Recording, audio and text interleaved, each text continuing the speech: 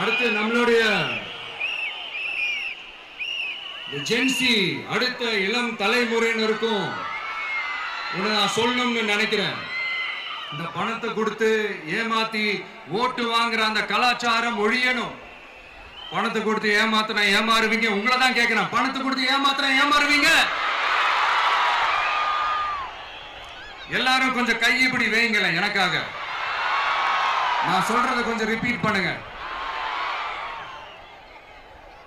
எங்க ஓட்டு எங்க உரிமை. எங்களை யாரும் விலைக்கு வாங்க முடியாது. எங்கள் ஓட்டு விசில் சின்னத்துக்கு தான். வேற யாரையும் நம்பி ஏமாற மாட்டோம். தேங்க்யூ. கேட்டுச்சா சார்? இனிமே நீங்க கொள்ளையடிச்சு வச்சிருக்கிற பணம் எல்லாம் வேஸ்டா போகுது, குப்பையில தான் தூக்கி போடணும். உங்களுடைய இந்த ஊழல் ஆட்சியும் மக்கள் குப்பையில தான் தூக்கி போட போறாங்க.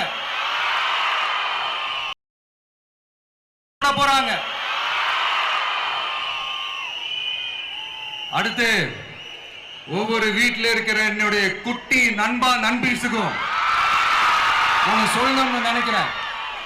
வீட்டில் டிவியில உட்கார்ந்து இந்த பிரச்சார மீட்டிங் எல்லாம் பார்த்துட்டு இருப்பீங்க. உங்களையும் உங்களுடைய ஃபியூச்சரையும் மைண்ட்ல வச்சுக்கிட்டு தான் நாம அரசியலுக்கே வந்திருக்கிறோம். அதனால எனக்காக நீங்க ஒண்ணு செய்யணும். தொடர்ந்து செஞ்சுக்கிட்டு தான் இருக்கிறீங்க.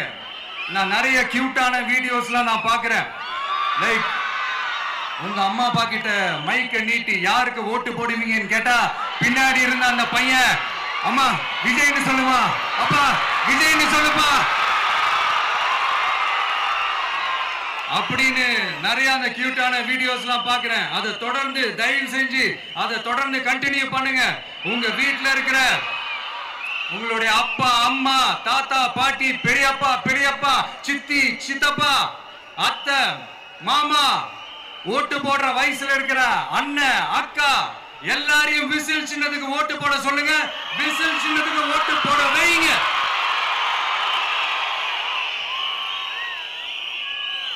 இந்த தேர்தல் நெருங்கிற இந்த நேரத்தில் பொலிட்டிக்கலா ஸ்பீக்கிங் டு த பாயிண்ட் ஒரே ஒரு விஷயம் நான் சொல்லணும். நாங்க அரசியலுக்கு வந்தது எந்த கட்சியும் ஒழிக்கிறதுக்கோ அழிக்கிறதுக்காகலாம் நாம அரசியலுக்கு வரல. யார் மேலேயும் தனிப்பட்ட ஒரு வன்மமோ இல்ல தனிப்பட்ட கோபமோ அப்படிலாம் யார் மேலேயும் கிடையாது. இந்த மற்றவங்க மாதிரி இந்த வெறுப்பு அரசியல் பண்றதுக்காகலாம் நாம அரசியலுக்கு வரல.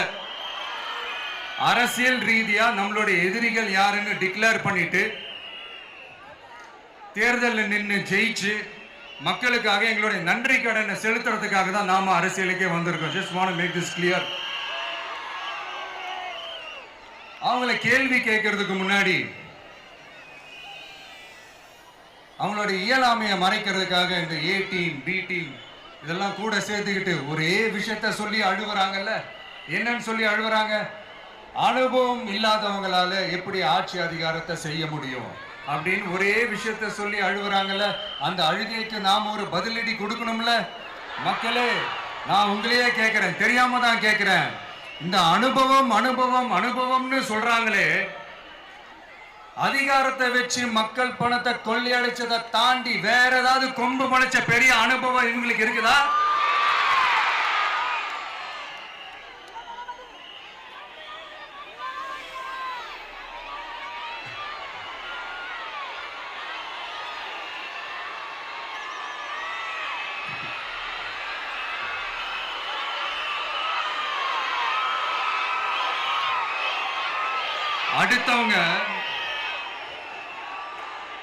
அடுத்தவங்க ஆரம்பிச்ச அரசியல் கட்சியில அடுத்தவங்களுடைய அட்ரஸ்ல அரசியல்வாதிகளா இருந்துட்டு இருக்கிற இவங்க எல்லாருக்கும் ஒரு சவால். என்ன மாதிரி தனியா என்ன மாதிரி சொந்தமா ஒரு கட்சி ஆரம்பிச்சு 1% அட்லீஸ்ட் 1% வாக்கு வாங்கி காட்டுற அந்த தில் இருக்குதா, திராணி இருக்குதா? 30 வருஷமா மக்கள் இயக்கமா இருந்து இன்னைக்கு மிகப்பெரிய ஒரு அரசியல் கட்சியா வளர்ந்து இந்த கூட்டணி கட்சிகள் மட்டுமே நம்பி இருக்கிற 75 வருஷ கட்சி 50 வருஷ கட்சின்னு இன்னைக்கு ஆட்சி அதிகாரத்தில் இருந்துட்டு இருக்கிற இவங்க எல்லாரையும் மீறி இன்னைக்கு களத்துல தனியா நின்னு இந்த 2 வருஷத்துல முதன்மை சக்தியா வளர்ந்து 30% தாண்டி இன்னைக்கு மக்கள் ஆதரவை பெற்றிருக்கிற நமக்கு அனுபவம் இல்லையா? உங்களுடைய அனுபவம் என்னன்னு சொல்லட்டுமா? கட்சி ஆரம்பிச்ச அண்ணாவை மறந்தது, கட்சி ஆரம்பிச்ச எம்ஜிஆர் அவர்களை மறந்தது, கட்சியை வளர்த்த ஜெயலலிதா மேடம் அவங்களை மறந்தது.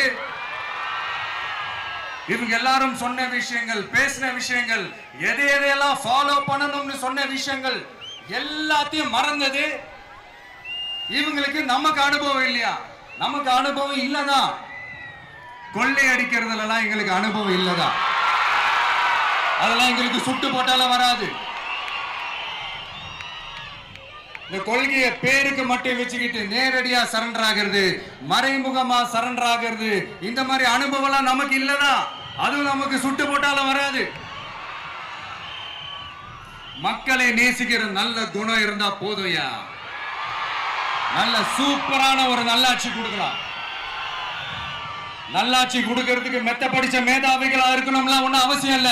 காமராஜர் அவர்கள் மாதிரியோ எம்ஜிஆர் அவர்கள் மாதிரியோ மக்கள் சக்தியின் துணையால, மக்கள் மேல அக்கறையா இருக்கக்கூடிய நல்ல அதிகாரிகளின் துணையால சூப்பரான ஒரு நல்லாட்சி என்னால கொடுக்க முடியும், செஞ்சு காட்டுறேன்.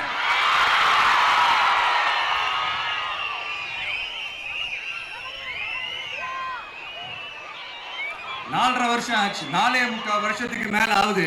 இப்போ ஒவ்வொரு வீட்டு கதவையா தட்டி உங்கள் கனவுகளை சொல்லுங்கள், உங்கள் கனவுகளை சொல்லுங்கள், நாங்கள் அதை நிறைவேற்றி காட்டுறோம். இல்ல, ஸ்டாலின் சாருக்கு மக்கள் சார்பா ஒரு கேள்வி. மக்களுடைய கனவு என்னன்னு உங்களுக்கு தெரியுமா சார்? அது சரி, அவங்க என்ன நினைக்கிறாங்கன்னு உங்களுக்கு தெரியாது, அதுக்கப்புறம் எப்படி அவங்க கனவுகளை பத்தி உங்களுக்கு தெரியும். மக்களோட கனவு என்னன்னு நான் சொல்லட்டுமா சார்? 2019, 2021, 2024 இந்த 3 தேர்தலையும் மக்கள் உங்களுக்கு வாக்களிச்சதுக்கு காரணம் நீங்க மக்களுக்கு ஏதாவது நல்லது செய்வீங்கன்னு நம்பிதான். ஆனா நீங்க மக்களுக்கு கொடுத்த பரிசு மக்களுக்கு பாதுகாப்பே இல்லாத மக்கள் விரோத ஆட்சி. அந்த மக்கள் விரோத ஆட்சியை அகற்றிட்டு அந்த இடத்தில் தமிழக வெற்றி கழகத்தை ஆட்சி பீடத்தில் அமைக்கணும் அப்படின்றதுதான் மக்களுடைய ஒரே கனவு.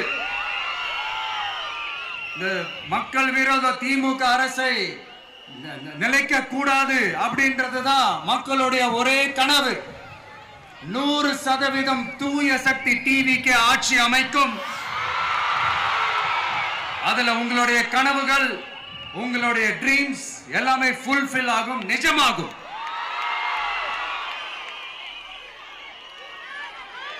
தமிழ்நாடு எப்பவுமே டெல்லிக்கு அவுட் ஆஃப் கண்ட்ரோல் அப்படின்ட்டு ஸ்டாலின் சார் அடிக்கடி சொல்லுவாங்க. ஸ்டாலின் சார் எதெல்லாம் அவுட் ஆஃப் கண்ட்ரோல் இப்ப நான் கொஞ்சம் சொல்லட்டுமா? முதல்ல சட்டம் ஒழுங்கெல்லாம் அவுட் ஆஃப் கண்ட்ரோல், பெண்கள் பாதுகாப்புல அவுட் ஆஃப் கண்ட்ரோல், இளைஞர்கள் வேலை வாய்ப்புல அவுட் ஆஃப் கண்ட்ரோல், மொத்தத்தில் அவரோட ஆட்சியே ஒரு அவுட் ஆஃப் கண்ட்ரோல். இந்த வருஷம் பிகினிங்ல சட்டசபையில பேசும்போது சொல்றாங்க, மக்கள் எல்லாரும் ரொம்ப மகிழ்ச்சியா இருக்கிறாங்க, அதனால நானும் ரொம்ப மகிழ்ச்சியா இருக்கிறேன் அப்படின்னு.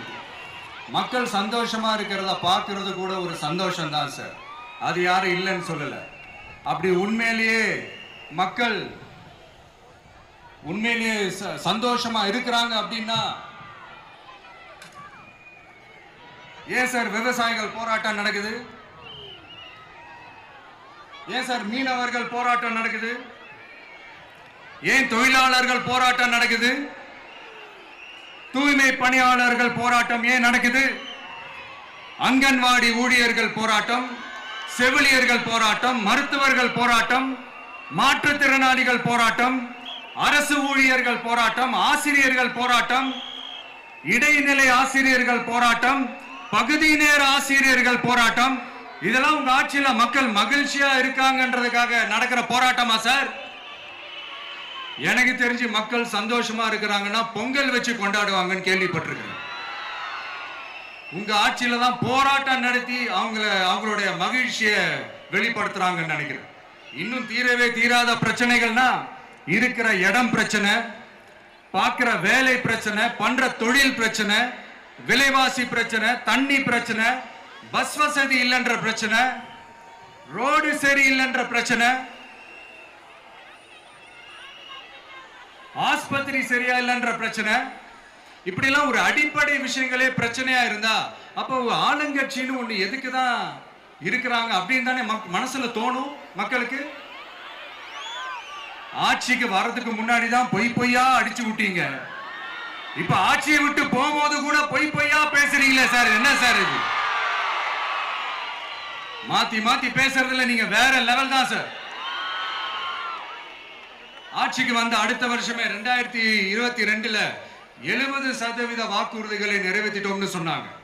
அப்புறம் போன வருஷம் 90% வாக்குறுதிகளை நிறைவேற்றிட்டோம்னு சொன்னாங்க.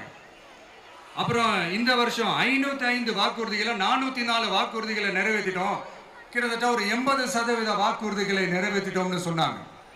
முதல்ல 70, அப்புறம் 90, அப்புறம் 80. இன்னும் தேர்தல் நெருங்க அது 60, 50, 40, 30, 20ல போய் நிற்கும்னு நினைக்கிறேன். அதையும் அவரே அறிவிப்பாரா என்னமோ எனக்கு தெரியல. முதல்வர் ஸ்டைல்லையே சொல்லணும்னா, பொய்யிலேயே பிறந்து பொய்யிலேயே வளர்ந்த புலவர் பெருமானே, கொஞ்சம் அத திருத்தி சொல்றேன், புலுகர் பெருமானே. அது இன்னும் பொருத்தமா இருக்கு. அவருடைய அண்ட புழுகு, ஆகாச புழுகு என்ன தெரியுமா? பெண்களுக்கு பாதுகாப்பு தமிழ்நாட்டில் எங்க போனாலும் கொட்டி கிடக்குதான். அப்படி அது உண்மைனா அண்ணா யூனிவர்சிட்டி அந்த பொண்ணுக்கு ஏன் சார் அப்படி ஒரு கொடுமை நடந்துச்சு? கோவை கல்லூரி பெண்ணுக்கு ஏன் சார் அப்படி ஒரு கொடுமை நடந்துச்சு? பெண் குழந்தைகள் பாதிக்கப்படுறதா கிட்டத்தட்ட 1000க்கும் மேலான போக்சோ கேசுகள் ஏன் சார் பதிவானுச்சு? போதைப் பொருள் கலாச்சாரம் கண்ட்ரோலே இல்லாம அது பாட்டுக்கு தாறுமாற எங்கேயோ போய்கிட்டு இருக்கு. வயலன்ஸ் எல்லாம் தலைவிரிச்சு ஆடுது.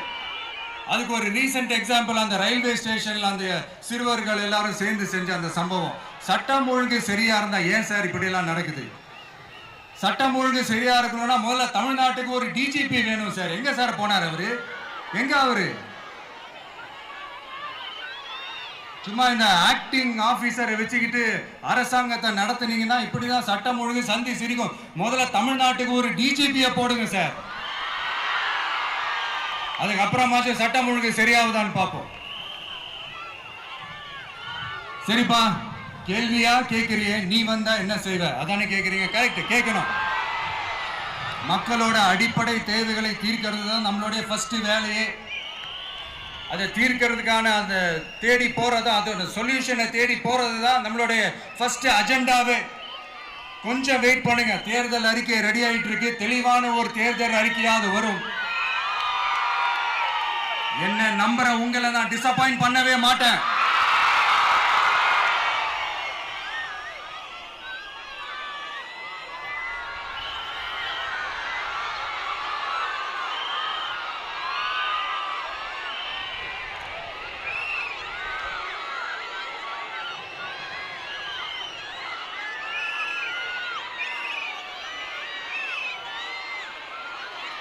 இந்த சும்மா ஆட்சிக்கு வரணும்ன்றதுக்காக இந்த நடைமுறைக்கு சாத்தியமே இல்லாத இந்த மாதிரி விஷயங்கள் எல்லாம், வாக்குறுதிகளை நான் என்னைக்குமே கொடுக்கவே மாட்டேன். அதே மாதிரி ஆட்சிக்கு வந்ததுக்கு அப்புறம் கூட அவங்க அது தரல, இவங்க இது தரல அப்படின்லாம் பம்மிக்கிட்டு இல்லாம உங்களுக்காக எந்த எக்ஸ்ட்ரீமுக்கும் போய் நான் போராடவும் தயாரா இருக்கிறேன். அதனால நான் மறுபடியும் இதை நான் ரிப்பீட் பண்றேன். இவ்வளவு நாள் இதை நான் மட்டும் தான் சொல்லிக்கிட்டு இருந்தேன். இப்ப களமே சொல்லுது, 2 பேருக்கு நடுவுல தான் போட்டியே.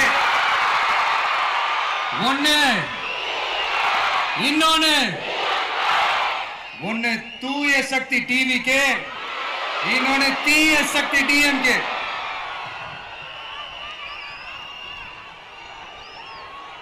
இப்ப நம்ம இந்த எலெக்ஷன் விஷயத்துக்கு வருவோம். விஜய் என்னப்பா இவரை மட்டும் தான் எதிர்க்கிறாரு, இவங்களை எதிர்க்க மாட்டேன்றாரு.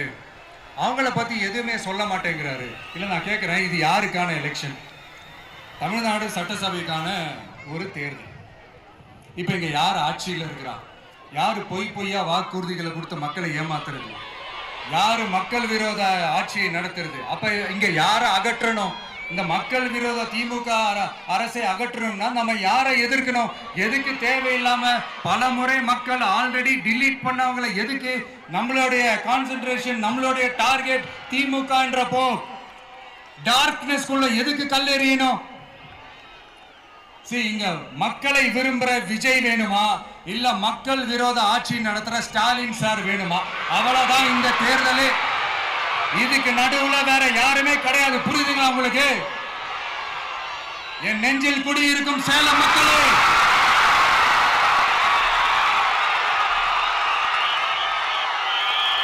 One last simple question. Vijaya நம்புறீங்களா, ஸ்டாலின் சார நம்புறீங்களா? அவ்வளவுதான், முடிஞ்சு போச்சு. கதம் கதம். போர் முழக்கம் உங்களை ஒரு நிமிஷம் கூட தூங்க விடாது. இந்த போன லாஸ்ட் வீக் இந்த டிஎன்பிஎஸ்சி இந்த எக்ஸாம்ஸ், இந்த குரூப் 2 எக்ஸாம்ஸ் அதை அனௌன்ஸ் பண்ணிட்டு உடனே அதை கேன்சல் பண்ணிட்டாங்க. இது உலகத்துக்கு எல்லாருக்கும் தெரியும். கேன்சல் பண்ணிட்டு ரொம்ப சிம்பிளா டெக்னாலஜி ஏதோ சம் ஃபால்ட், டெக்னிக்கல் ஃபால்ட் அப்படின்னு சொல்லி அதை கடந்து போயிட்டாங்க. இத்தனை வருஷமா ராத்திரி பகலமா கஷ்டப்பட்டு படிச்சு எப்படியாவது நமக்கு அந்த வேலை கிடைக்காதான்னு அந்த எக்ஸாம்ஸை ஃபேஸ் பண்ண வந்த நம்மளுடைய தம்பி தங்கைகள் எவ்வளவு ஒரு மன உளைச்சலுக்கு ஆளாயிருப்பாங்க. அதை யாராவது யோசிச்சு பார்த்தீங்களா? ஒரு எக்ஸாம்ஸை ஒழுங்கா நடத்த தெரியல, இதுல உலக நாடுகளோட போட்டி போடுறாங்களாம். நம்மளுடைய தம்பி தங்கைகள், நம்ம அம்மா அப்பா கிட்ட சொல்லுங்க, யாரும் தைரியம், எல்லாரும் தைரியமா இருங்க. வரப்போறது உங்க ஆட்சி, நம்ம ஆட்சி.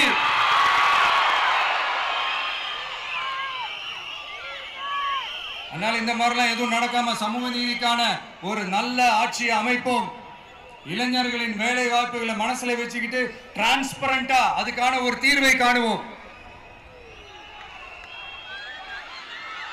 நான் விக்கிரவாண்டி மாநாட்டில் பேசும்போது ஒரு பொலிட்டிக்கல் பாம் ஒன்னு சொன்னேன், ஞாபகம் இருக்கா? ஆட்சியிலையும் பங்கு, அதிகாரத்திலையும் பங்குன்னு ஒன்னு சொன்னேன். இப்போ அந்த பொலிட்டிக்கல் பாம் எல்லா கூட்டணியிலையும் வெடிச்சுக்கிட்டு இருக்கு, தாறுமாற வெடிச்சுக்கிட்டு இருக்கு. ஸ்டாலின் சார்லாம் பதறாரு. ஆட்சி அதிகாரத்தில் பங்கெல்லாம் தமிழ்நாட்டில் ஒத்து வராது அப்படின்னு சொல்றாரு. அவங்கள பொறுத்த வரைக்கும் ஜெயிக்கிறதுக்காக மட்டும்தான் கூட்டணி, மற்ற எல்லாத்துக்குமே அவங்க தனி அணி, அவங்க மட்டுமே ஒரே அணி. வெல்வோம் ஒன்றாக, ஆனா வரும் வெல்த்தெல்லாம் பார்ப்போம் தனியாக. அந்த வெல்வோம் ஒன்றாக என்றது இதுதான் சீக்கிரட்டு. புரிய வேண்டியவங்களுக்கு நல்லா புரியும் நினைக்கிறேன். உங்களோட நான் இருக்கேன், நம்மளோட நம்ம மக்கள் இருக்காங்க. இதுக்கு மேல என்ன வேணும்? கான்பிடென்டா இருங்க, நல்லதே நடக்கும், வெற்றி நிச்சயம். மீண்டும் சந்திக்கும் வரை நன்றி, வணக்கம்.